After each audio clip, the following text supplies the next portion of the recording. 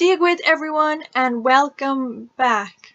Today we're going to talk about Sweet Evil, the first in the Sweet trilogy by Wendy Higgins. So kick back, relax and get comfortable because we're about to discuss whether this book was heaven or hell to read. Wow, that was a bad book pun. But what's it all about? Well, Sweet Evil is about 16-year-old Anna who comes with a sixth sense. She can see and feel other people's emotions. Bothersome.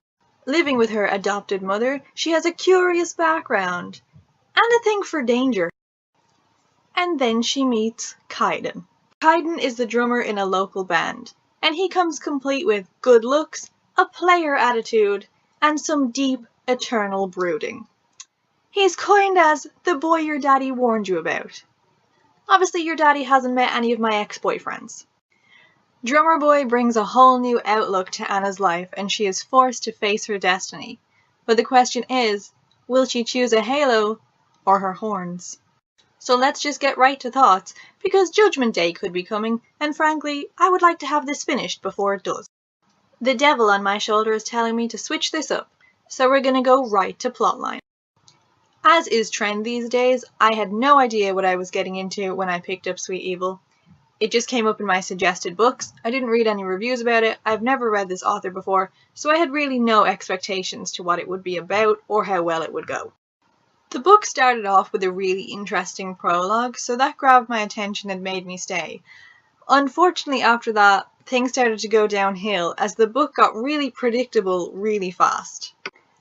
Although through reading it, the plotline seemed that it was going to be awesome, it was just really fastly done and super unexplained. Things just seemed to pop out of nowhere and left me being like, really? This is the direction we're gonna take? We can do better than this. I think another reason why I didn't like this book is I never warmed to the main character. Anna is definitely going in my file of protagonists that I want to poke with a really sharp stick. First of all, I found her really whiny, and that in itself was enough to put me off. But secondly, and I know this is kind of a love story, but oh my god, she spends at least 80% of her time crying over Kaiden, lusting after him, not lusting after him, trying not to lust after him, stalking him, and just generally thinking about him. Lady, your very existence has been completely pulled apart, and all you can think about is Drummer Boy? No. I have to admit I wasn't overly fond of Kaiden either.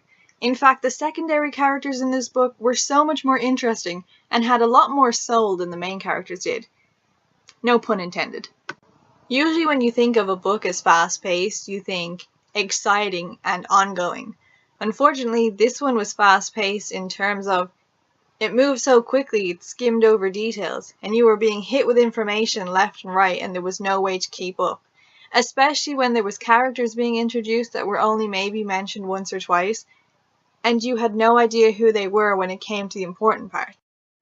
As for writing style, there are some sections of this book where it's really good, and it gave me hope a few times that it would pick up and be the epic storyline that I hoped it would be.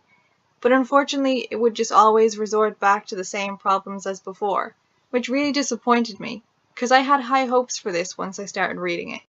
So, due to the disappointing plotline, the relationships that were established way too fast, and the fact that I just kind of wanted to strangle Anna, I won't be continuing on with this series, and I won't be recommending it to you either.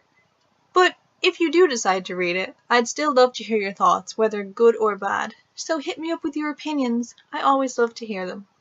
Until then, I'll talk to you in the next one. Slán!